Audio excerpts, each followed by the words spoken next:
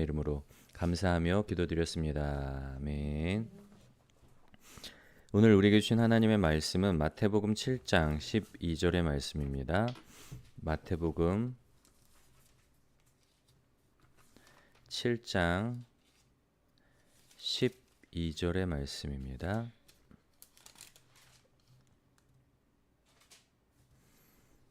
마태복음 7장 12절의 말씀, 우리 한 절밖에 되지 않기 때문에 한 목소리로 함께 합독하겠습니다. 시작.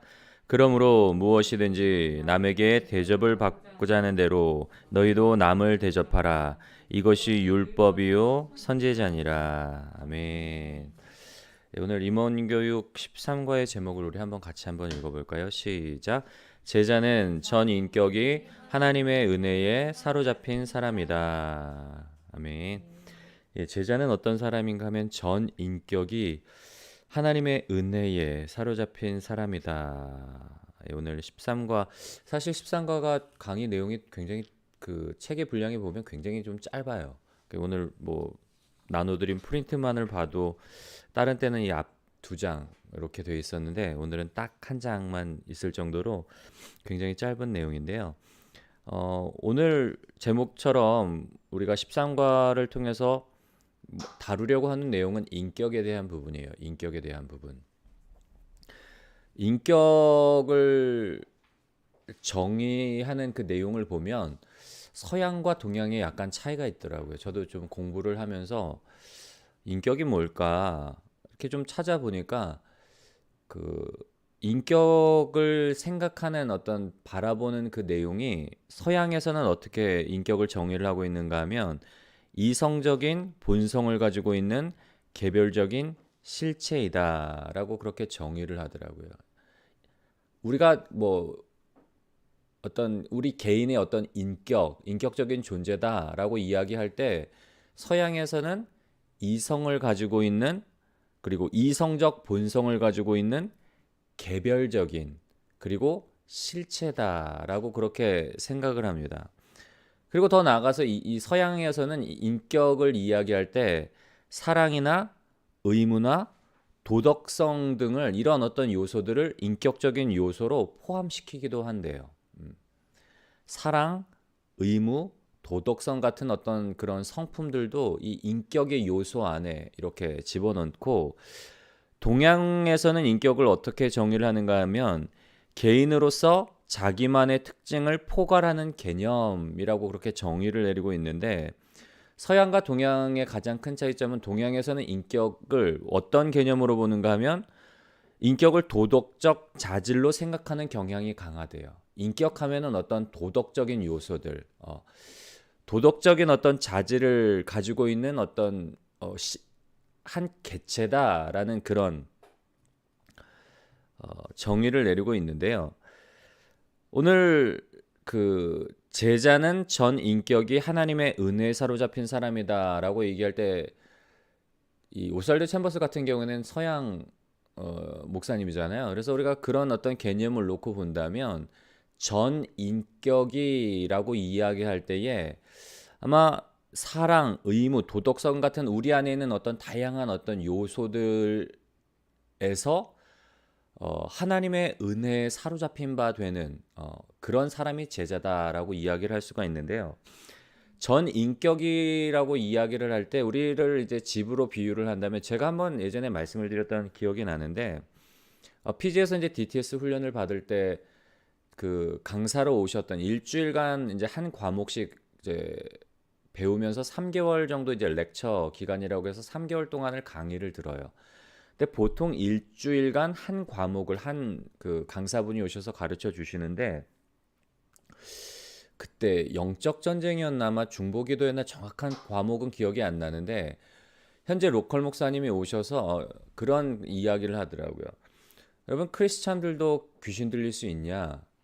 그런 내용을 질문을 하시는 거예요.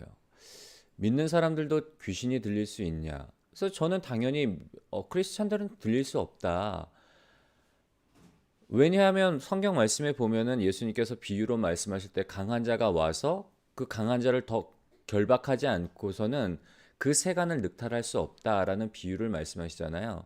예수님께서 오셔서 우리의 주인이 되어 주셨기 때문에 우리 안에 있는 이 어떤 이전까지 예수 믿기 전에 우리를 주관했던 어둠의 영들, 공중의 권세 잡은 자들, 사단 마귀 이런 것들을 결박하고 우리를 자기의 소유 삼아 주셨기 때문에 예수님이 강한 분인데 어떻게 사단이나 원수 마귀가 와서 귀신들이 와서 그 사람을 지배할 수 있냐? 저는 없다고 당연히 신학적으로 봤을 때 그건 불가능하다. 예수님이 우리 집의 주인인데 어떻게 그게 가능하냐? 근데 아니다라는 거예요. 제가 그래서 여쭤봤어요. 그러면 그분들이 우리 실제로 본인이 목회하면서 목회 현장에서 그런 일들이 났다는 거예요. 그래서 제가 여쭤봤어요. 아니 그러면 그분들 회심의 체험이 없는 명목상의 그냥 껍데기뿐인 크리스찬 아니냐? 아니라는 거예요. 다 회심의 체험도 있고 뭐 구원받은 어떤 확신도 있는 크리스찬이라는 거예요. 그래서 저는 도저히 제 신학적인 어떤 그 지식적인 신학적인 어떤 배경으로는 공감할 수도 없고 이해할 수도 없어요. 그래서 그날 밤에 하나님 앞에 이제 그 문제를 가지고 왔죠. 하나님, 뭐가 옳은 거예요? 제가 알고 있는 신학적인 배경으로는 도저히 저는 그게 이해가 되지도 않고 말이 안 된다고 생각을 하는데 뭐가 옳은 거예요? 하나님한테 이제 좀 따지듯이 물었더니만 하나님이 그걸 보여주시더라고요. 야, 용원아, 집에는 여러 방이 있잖니. 뭐 거실도 있고 주방도 있고 안방도 있고 아이들 공부방도 있고 또 아이들 잠자는 방도 있고 뭐 서재도 있고 여러 공간이 있는데 집에 대한 소유권은 예수님이 갖고 계신 거예요. 전체적인 집에 대해서는. 근데 어떤 상황이 생길 수 있는가 하면 한 방에 대해서 어떤 그 한 방에 대해서만큼은 문을 열지 않는 거예요. 하나님, 내가 이 집은 다 주님께 드릴 수 있어도 다른 방들은 주님께 다 쓰셔도 요 방만큼은 내가 절대로 열 수 없어요. 그리고는 그 안에다가 온갖 미움과 정욕과 탐심과 온갖 악한 것들, 온갖 더러운 것들, 온갖 추한 것들을 가득 쌓아두고 내가 가령 어떤 누군가에 대한 어떤 미움의 마음들, 원망의 마음, 내가 다른 건 다 주님 뜻대로 하고 주님 말씀대로 살아도 그 인간만큼은 내가 절대로 용서할 수 없어요. 이 방만큼은 내가 절대로 열고서 내가 주님이 들어가시도록 내가 허락할 수 없어요. 그러면 어떻게 될까요, 여러분? 전체의 소유는 주님께서 갖고 계시지만 내가 하나님께 드리지 않은 그 어떤 그 한 방을 통해서 이제 그 창문을 통해서 그 방에 굳게 잠긴 그 방의 창문을 통해서 악한 것이 들어올 수 있는 그런 어떤 빌미를 마련해 줄 수 있겠더라고요. 그러면서 점점 이것에 대한 어떤 영향력이 커지면 점점 커지게 되면 어떻게 될까요? 나중에는 쓰레기 왜 우리 뉴스 보면은 그것도 병이지만 쓰레기를 모으는 분이 있잖아요. 처음에는 뭐 이렇게 버리지 못해서 막 모아두고 돌아다니면서 이거 쓸만한데 막 가져다가 보면은 어느샌가 집이 막 완전히 쓰레기 천지가 되는 그런 상황이 생길 수 있겠더라고요. 그래서 그럴 수가 있겠구나. 제가 그때 깨달은 내용인데요. 여러분, 우리 제자는 전 인격이에요. 모든 우리의 삶의 어떤 요소들, 모든 인격이 뭐에 사로잡힌 사람인가 하면 하나님의 은혜에 사로잡힌 사람인 거예요. 우리가 인격이라는 요소, 인격이 마치 커다란 어떤 집에 있는 여러 가지 개별적인 방처럼 제자는 모든 어떤 삶의 모든 영역에 있어서 하나님의 은혜에 사로잡혀서 삶을 살아가는 사람이 제자인 거예요. 우리가 한 가지 더 살펴보려고 하는 건 뭔가 하면 사로잡히다라는 단어를 좀 살펴보려고 하는데요. 여러분, 우리가 성령에 사로잡힌 바 돼요. 그런 표현도 쓰지만 또 반대로 뭐에 사로잡혔다 그러죠, 우리가? 성령의 반대 개념, 좀 악한 것, 우리가 뭐 귀신에 사로잡힌다 그런 이야기를 하잖아요. 성령에 사로잡히기도 하지만 세상 사람들은 귀신에 사로잡히기도 해요, 여러분. 근데 성령에 사로잡힌 것과 귀신에 사로잡힌 것, 우리가 쉽게 말하면 이제 속된 말로 하면은 그들의 용어로 표현하는 빙의라고 그런 단어가 있단 말이에요. 제가 피지에서 폐혈증에 걸렸던 적이 있었어요. 그래서 정말 사경을 완전히 이제 죽음의 문턱을 오갔던 적이 있었는데 병원 가서 그게 이제 폐혈증이라는 걸 알기 전에는 이제 한 일주일간 제가 잠도 못 자고 수면제 처방을 받았는데 잠을 거의 못 잤어요. 30분 자다만 빡 깨고 너무 사람 피폐해져 가고 그러다가 그 일주일이 되던 해 완전히 이제 전신경련이 이렇게 뭐 사지가 틀려지고 혀가 말리고 막 몸이 내 의지와는 상관없이 뒤틀어진 전신경련이 찾아왔었는데 피지에서는 그거를 이유를 몰라요. 그리고 피지에서는 그냥 그 병명이 이제 검사하기 전에 이제 제 혈액에 폐혈증이 걸리기 전에는 그러니까 장염으로 이걸 진단서를 썼더라고요. 그래서 일단 그 바이러스는 혈액에 있던 바이러스는 다 잡았는데 계속 몸이 막 너무 안 좋아지는 거예요. 그래서 어쩔 수 없이 한국 들어서 이제 치료를 받는 과정 가운데 이제 전신 경련이 일어났다고 하니까 의사 선생님이 저한테 물어보더라고요. 혹시 전신 경련이 일어났을 때 의식을 잃었냐, 그때 어떤 기억이 나느냐 물어보더라고요. 그래서 저는 다 기억이 난다. 뭐 내 의지와는 상관없이 전신 경련이 뭐 이제 발작이라 그러죠. 그게 일어났지만 다 기억한다 그랬더니만 그러면 간질은 아니라 그러더라고요. 간질 같은 경우에는 의식을 잃어버린대요. 의식이 없대요. 그 기억을 못 한다 그러더라고요. 간질로 인해서 일어나는 발작과 또 다른 경우로 인해서 발작에 분명한 차이가 있어요. 의식의 유무. 여러분, 우리가 성령에 사로잡힌 바 되고 그리고 어떤 세상적인 악한 영들, 귀신에 사로잡힌 것도 분명한 차이가 있어요. 여러분, 우리가 귀신에 사로잡힌 사람들, 빙의된 사람들을 보면 인격이 지배를 당하는 거예요. 쉽게 말하면 내 의지와 상관없이 이 악한 것들이 점점 내 인격을 좀먹고 갉아먹고 내 인격 아닌 다른 어떤 악한 영이 나를 지배하려고 한단 말이에요. 그게 귀신이 지배를 받는 사람들 그리고 빙의된 사람들의 특징이에요. 내 인격이 사라져요. 막 이상한 행동을 하고 짐승같이 울부짖고 막 씻지도 않고 막 기괴한 행동을 하고 정상적인 인격을 가진 사람이라면 그렇게 행동을 하지 않지만 악한 영들, 귀신에 사로잡힌 사람들은 나를 잃어버리는 거예요. 근데 반면에 성령에 사로잡힌 바 되면 어떻게 되죠, 여러분? 성령에 사로잡히면 내 인격을 막 그렇게 함부로 하시지 않으세요. 왜냐하면 성령은 굉장히 하나님의 인격적인 존재란 말이에요. 우리가 구원을 믿는 과정 가운데서 우리를 강제하지 않으세요. 왜냐하면 그분이 우리에게 자유의지를 주셨기 때문에 하나님의 형상대로 우리를 창조하셨을 뿐만 아니라 우리에게 자유의지를 주셨기 때문에 우리가 그 자유의지를 가지고 하나님을 사랑하기를 선택하고 하나님의 말씀에 순종하며 살기를 원하는 게 하나님이란 말이에요. 강제하시는 분이 아니에요. 물론 우리에게 성령으로 말미암아 하나님의 은혜를 부어주셔서 우리가 자발적으로 하나님의 뜻을 따를 수 있도록 그렇게 인도를 해주시는 거지, 우리가 성령에 사로잡힌 바 된다고 해서 우리의 인격이 사라지거나 우리의 인격이 뭐 무시되는 게 아니에요. 성령의 지배를 받는다는 건 뭔가 하면 성령께서 나를 주장하신다는 거예요. 내가 그 성령의 인도에 아멘으로 순종하면서 우리가 하나님과 동행하면서 어떤 뭐 작품을 만들어가고 나를 빚어가고 내가 예수님의 형상을 닮아가는 과정이지, 악한 영들에 사로잡힌 바에서 인격이 사라지고 내가 사라지고 내 주도권을 내가 잃어버리는 게 아니란 말이에요. 그런 차이가 있어요. 여러분, 우리가 그 책의 내용을 제가 첫 번째 단락을 이렇게 썼는데 한번 같이 읽어볼까요? 구원은 우리 한번 같이 읽겠습니다. 시작. 구원은 청결한 마음, 새롭게 된 심령, 하나님과 온전한 영적 관계만 의미하는 것이 아니라 전 인격이 하나님의 은혜와 놀라운 능력 가운데 사로잡히는 것이다. 우리는 모든 부분이 주님께 사로잡혀서 마침내 하나님의 포괄적인 선하심으로 타올라야 한다. 네. 오살드 챔버스의 산상순 13가의 내용을 보면 구원이라는 게 청결한 마음, 새롭게 된 심령, 그리고 하나님과의 온전한 영적인 관계를 의미할 뿐만 아니라 우리의 전 인격이 하나님의 은혜와 그리고 놀라운 능력 가운데 사로잡히는 게 구원이라는 거예요.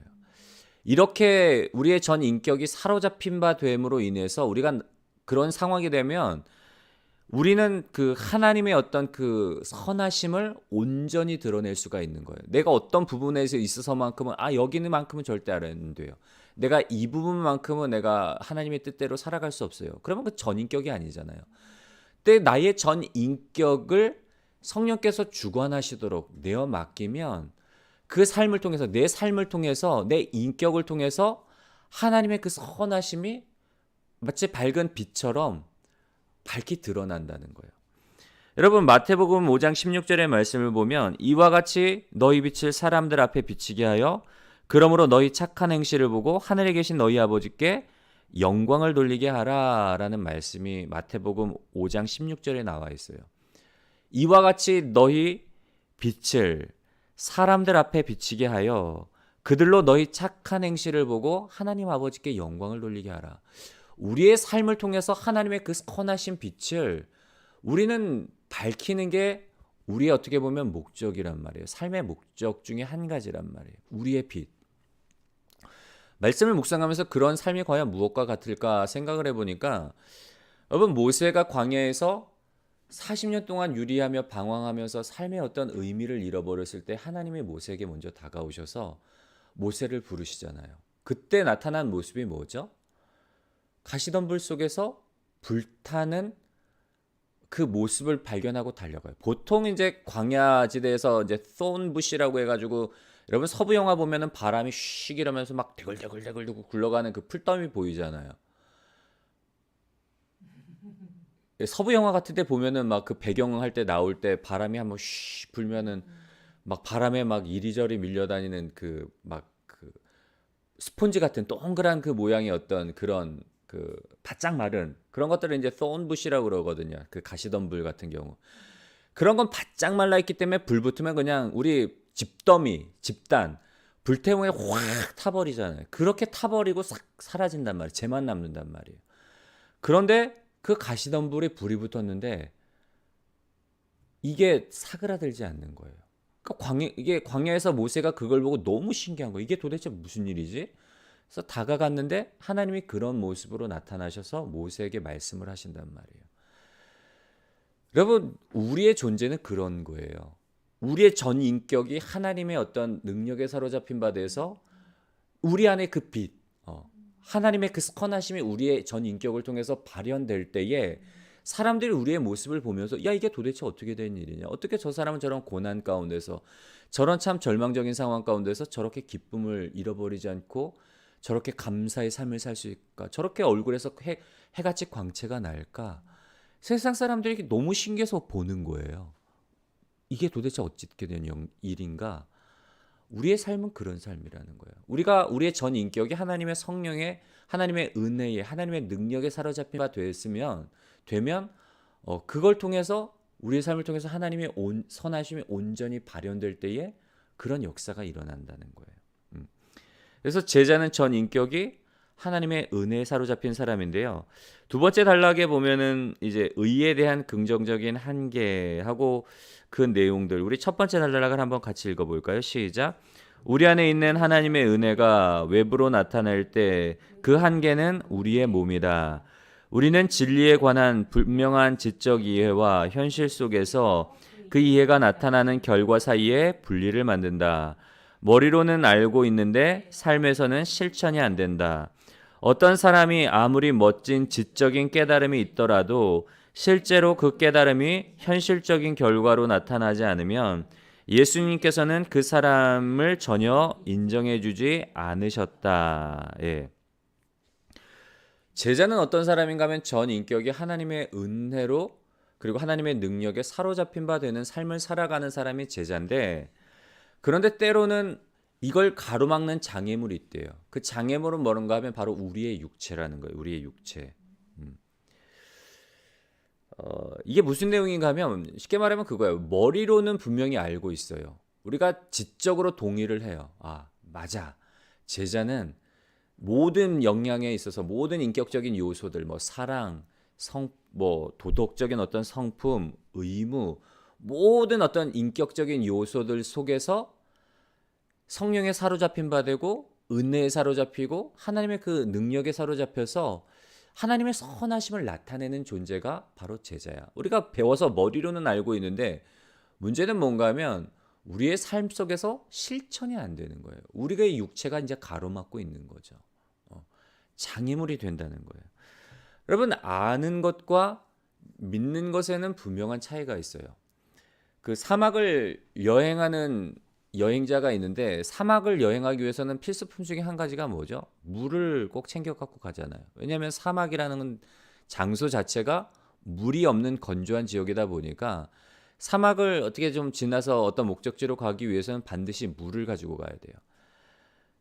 근데 어떤 사람이 사막을 이제 지나가야 되는 그런 일정이 있어서 물을 챙겨갔는데 사막이라는 게 사실 여러분 이정표가 없잖아요. 뭔가 뭐 숲이 있고 뭔가 눈에 확 띄는 뭐 바위 산이 있거나 그런 게 아니라 모래로 이루어진 지역이다 보니까 바람에 따라서 이 지형도 수시로 바뀌다 보니까 길을 찾기가 쉽지가 않은 거예요. 근데 어찌됐건 간에 이 사람이 여행 중에 이제 길을 잃어버려서 가지고 갔던 물도 다 소비하게 됐고 이제 목말라 죽게 됐는데 아마 믿음의 사람이었던 것 같아요. 하나님 제발 살려달라고.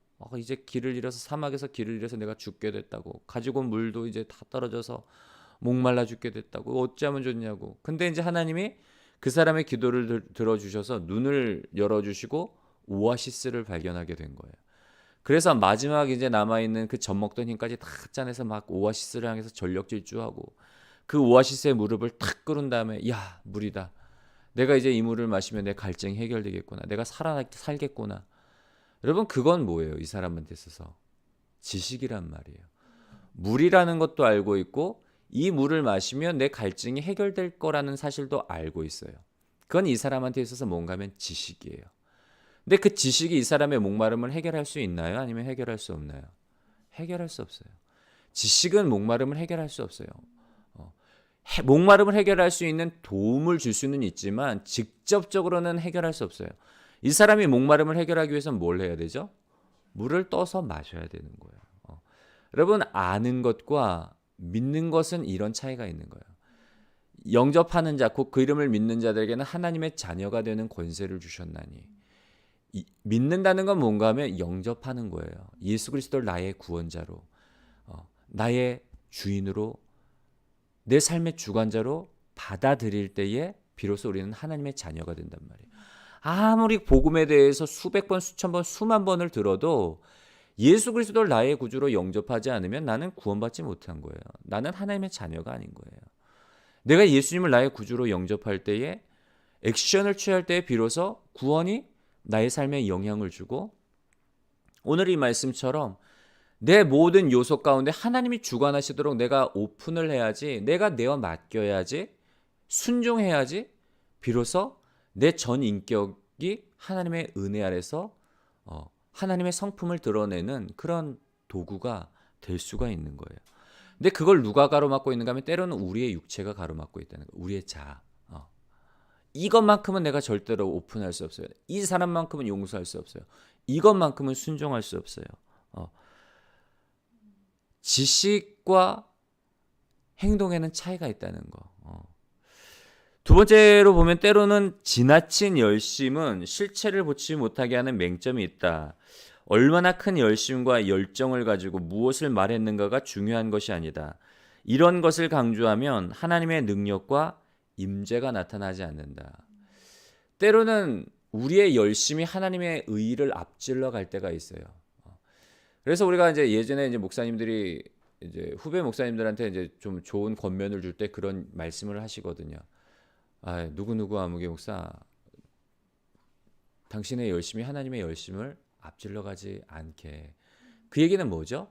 늘 순간순간 하나님의 뜻을 구하고 순간순간 하나님께 묻고 하나님과 동행하라는 거예요. 우리가 잘못된 열심의 대표주자를 놓고 본다면 예수 믿기 전에 사울을 볼 수가 있어요. 사울 같은 경우에는 예수 믿는 사람들, 예수님을 따르는 사람들을 박해하는 일이 하나님의 어떤 의를 세우고 하나님 앞에 자기의 의를 나타내는 일이라고 생각을 했어요.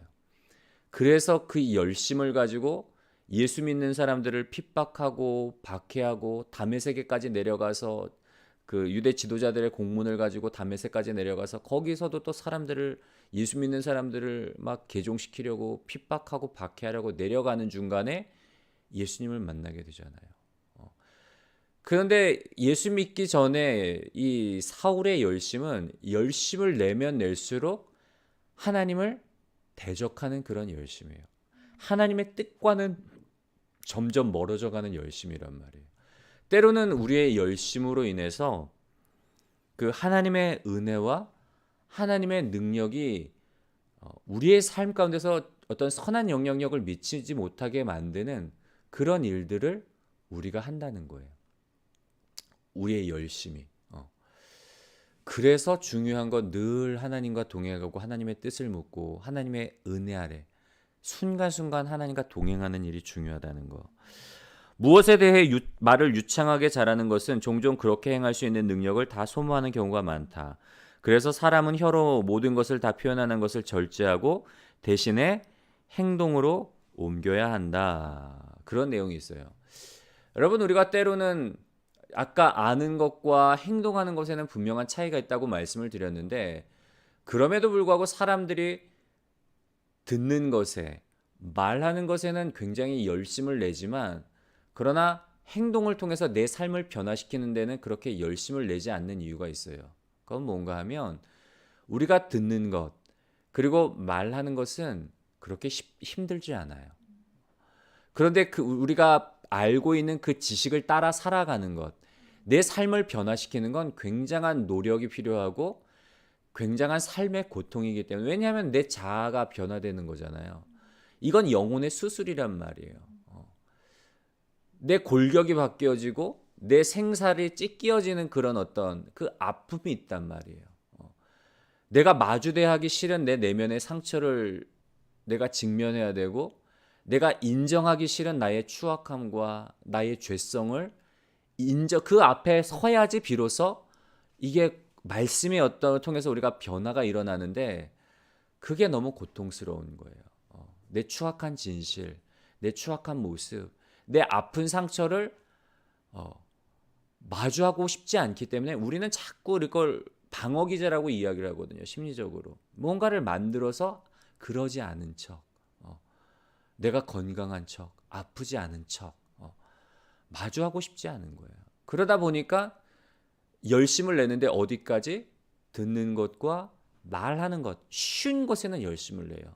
그런데 진짜 중요한 행동으로 변화된 어떤 삶을 나타내는 데까지는 나가지 않아요. 왜냐하면 고통스럽기 때문에.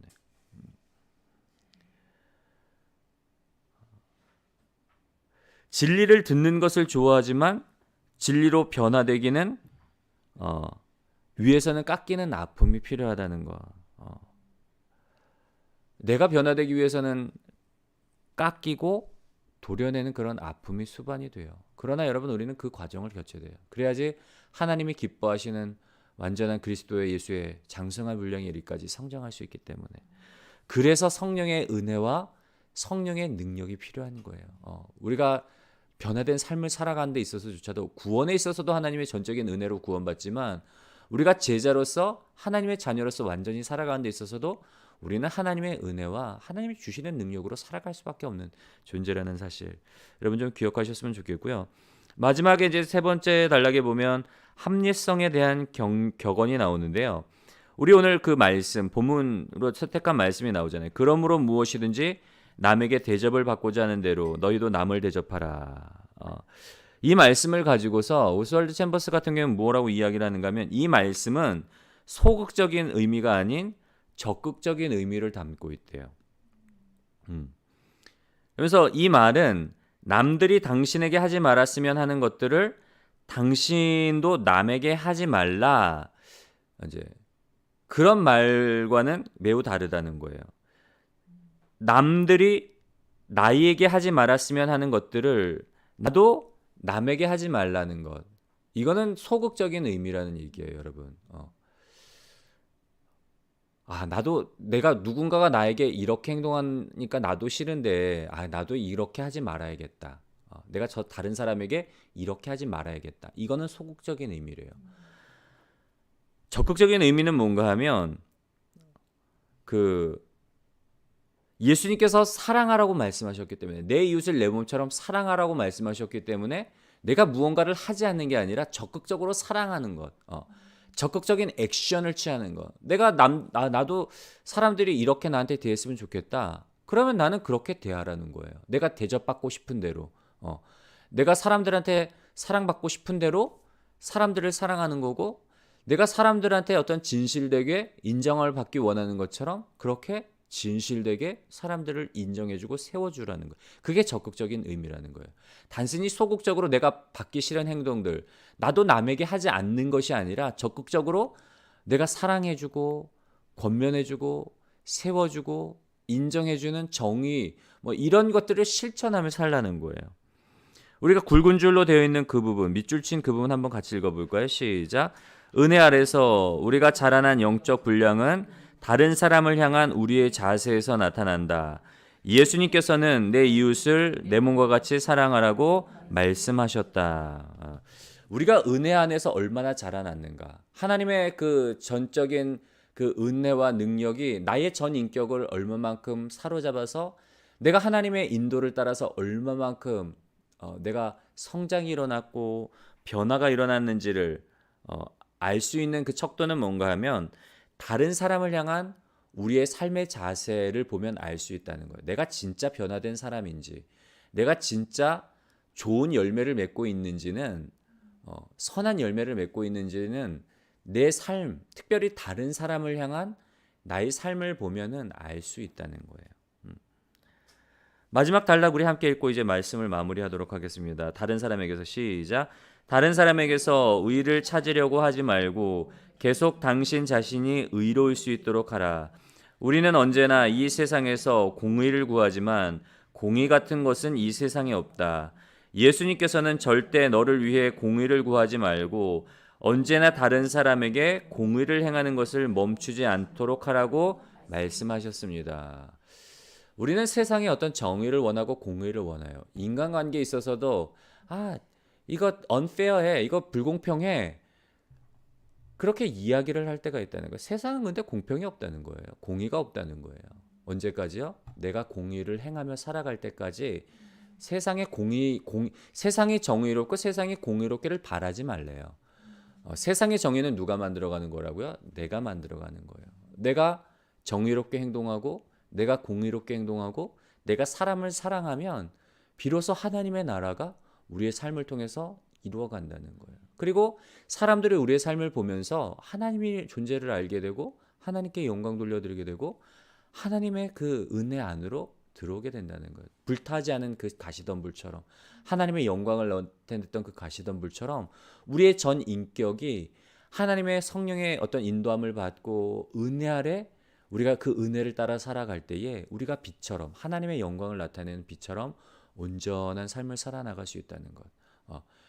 때로는 아픔이 동반돼요. 왜냐하면 듣는 것과 말하는 것은 쉽지만 말씀 앞에서 말씀대로 살아가기 위해서는 우리의 영혼의 수술이 필요하기 때문에 내가 깨어지는 아픔, 내가 깎여지는 아픔, 내 상처를 마주대야 하는 그 아픔이 있지만, 그러나 그 아픔을 겪어야지 비로소 우리는 온전한 하나님의 형상, 정말 하나님이 기뻐하시는 예수님의 자녀로 거듭날 수 있다는 그 사실을 기억하시고요.